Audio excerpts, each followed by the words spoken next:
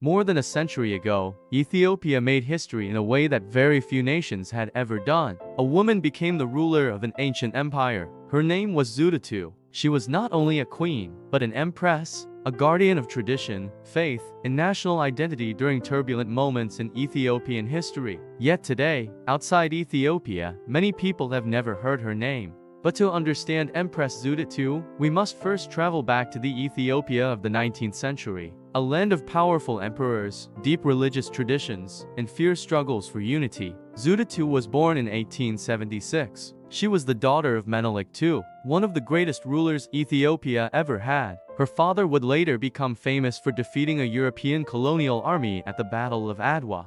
But when Zewditu was a child, Ethiopia was still fighting to maintain its independence. From a young age, Zewditu grew up inside the royal court. The palace was a place of power, diplomacy, and political tension. In this environment, Zewditu learned the importance of patience, faith, and quiet strength. Unlike many royal children, Zewditu's life was deeply connected to religion. She was raised within the traditions of the Ethiopian Orthodox Tewahedo Church. Faith shaped nearly every aspect of her life. Prayer, fasting, and devotion were central to her character. People who later served her would say that Zewditu was one of the most religious rulers Ethiopia had ever known. But royal life was never peaceful. Zewditu's early life was shaped by political marriages. These marriages were not simply about family. They were about alliances between powerful regional leaders. Through these alliances, the empire tried to maintain unity across its vast territories. Yet the political world around Zewditu was unstable. In the early 1900s, her father Menelik II began to suffer from illness. As the emperor's health declined, powerful nobles began preparing for the struggle over who would control Ethiopia after him. When Menelik II died in 1913, the empire entered a period of uncertainty. His grandson, Lij Iyasu, became the new ruler, but his reign quickly became controversial. Many nobles and church leaders believed his decisions threatened Ethiopia's religious and political traditions. Within a few years, powerful leaders in the empire decided to remove Iyasu from power. In 1916, Ethiopia faced a critical decision. Who would rule the empire now? Instead of choosing another male noble or general, the leaders of the empire made a remarkable choice. They crowned Zewditu as Empress of Ethiopia. It was a historic moment. For the first time in centuries, a woman became the sovereign ruler of the Ethiopian empire. Her coronation sent a powerful message to the world. Ethiopia was a nation with its own traditions, but ruling an empire was never simple. Although Zewditu was empress, the political system placed significant administrative power in the hands of her cousin and regent, Haile Selassie. This arrangement created a delicate balance. Zewditu represented the spiritual and traditional authority of the empire. Ras Tafari represented modernization and diplomatic reform. Together, they governed Ethiopia during a time when the world was rapidly changing. Across Africa, European empires controlled vast territories, but Ethiopia remained independent. This independence made the country a symbol of pride and resistance. Empress Zewditu understood the importance of protecting Ethiopia's traditions. She supported the church, defended religious customs, and resisted reforms that she believed might weaken the spiritual foundation of the empire. Meanwhile, Ras Tafari worked to introduce modernization. He expanded diplomatic relations with other nations. He improved administrative systems. He also pushed Ethiopia toward participation in the global community. At times, these two visions created tension. Some nobles supported the traditional leadership of Zewditu. Others supported the modernizing policies of Ras Tafari. Despite these political pressures, Zewditu remained deeply respected by the Ethiopian people. Her personal life reflected humility and devotion rather than luxury. She spent long hours in prayer. She funded churches and religious institutions. She encouraged spiritual education across the empire. Many Ethiopians saw her not only as a ruler, but as a protector of faith. Yet the political struggles within the empire continued. In the 1920s, Ethiopia faced internal revolts. These conflicts placed Zewditu in a difficult position.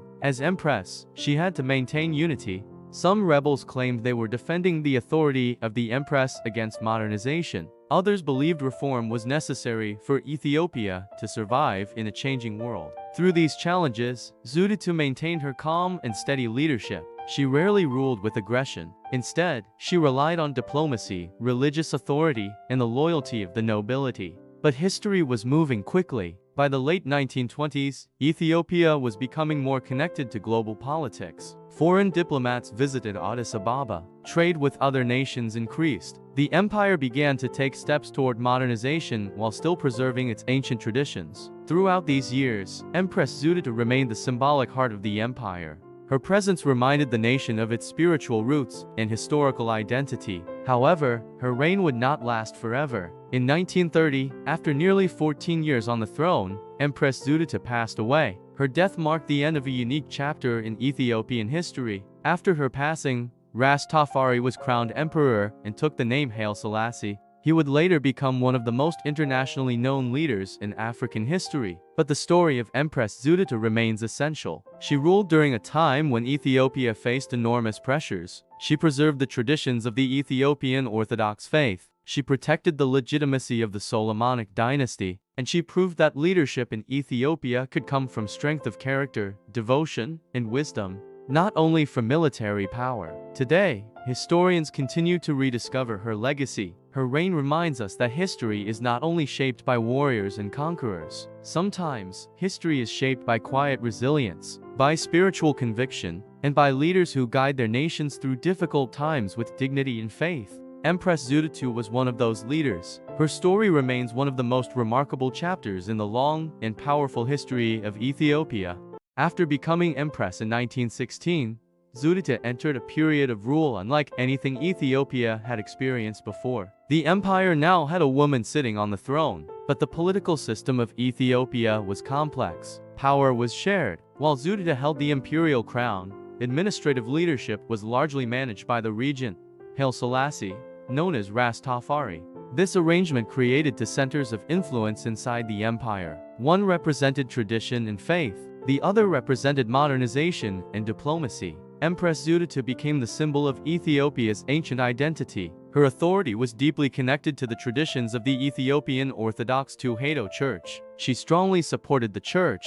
She encouraged the construction and restoration of religious institutions across the country. Many churches received royal support during her reign. Priests and monks viewed her as a protector of the faith. Her devotion to religion was not political theater. It was deeply personal. Zewditu spent long hours in prayer and fasting. She often attended religious ceremonies and festivals. To many Ethiopians, she represented a ruler chosen not only by tradition, but also by divine guidance. Meanwhile, Ethiopia itself was slowly changing. Across Africa, European colonial powers were expanding their control, but Ethiopia remained independent. This independence was extremely rare on the continent at that time. Many African leaders and intellectuals looked to Ethiopia as a symbol of resistance and pride. The victory of Menelik II at the Battle of Adwa had already shown the world that Ethiopia could defend its sovereignty. Now the challenge was to preserve that independence in a modernizing world. Ras Tafari began introducing reforms. These reforms would help Ethiopia interact with other nations. Diplomatic relations expanded. Foreign ambassadors visited Addis Ababa. International agreements were discussed. In 1923, Ethiopia joined the League of Nations. This was a major moment. For the first time, the empire officially entered the global diplomatic community. While Ras Tafari managed these efforts, Empress Zewditu remained the spiritual and ceremonial leader of the nation. She represented continuity with Ethiopia's ancient past. However, political tensions inside the empire did not disappear. Some conservative nobles feared modernization. They believed it might weaken Ethiopia's traditions. Others believed reforms were necessary to protect the country from future threats. These disagreements sometimes led to rebellion. One of the most serious conflicts occurred in 1928. Powerful regional leaders attempted to challenge the authority of Ras Tafari. These tensions placed Empress Zewditu in a delicate position. Some rebels claimed they were defending her authority. Others believed they were resisting modernization. But the Empress understood that unity was more important than political rivalry. She tried to maintain stability. Her leadership style was calm and patient. She rarely acted through force. Instead, she relied on diplomacy, tradition, and moral authority. This approach helped prevent deeper divisions within the country. Yet the world around Ethiopia continued to change rapidly. New technologies, global trade, and international politics were reshaping the early 20th century. Even so, Ethiopia protected its independence. Zewditu's reign became a bridge between two eras. One era represented ancient traditions rooted in faith and royal heritage. The other represented a modernizing nation preparing to face the future. By the end of the 1920s, Rastafari gained influence. His reforms strengthened Ethiopia's international position, but the symbolic authority of Empress Zewditu remained essential. Her presence unified many traditional leaders and religious communities across the empire. Then, in 1930, Ethiopia experienced a major turning point. Empress Zewditu passed away after 14 years on the throne. Her death marked the end of a unique period. Soon afterward, Rastafari was crowned emperor and took the name Haile Selassie. His reign would lead Ethiopia into a new era. But the story of Zewditu did not disappear. She remains remembered as a ruler who protected Ethiopia's spiritual identity, a queen who carried the traditions of the empire with dignity, and a leader whose quiet strength helped guide Ethiopia through one of its most complex historical moments. Her reign reminds us that history is not always shaped by loud voices and dramatic battles. Sometimes history is preserved by patience, by faith, and by leaders who understand the weight of tradition. Empress Zewditu was one of those leaders, and her legacy continues to live in the story of Ethiopia.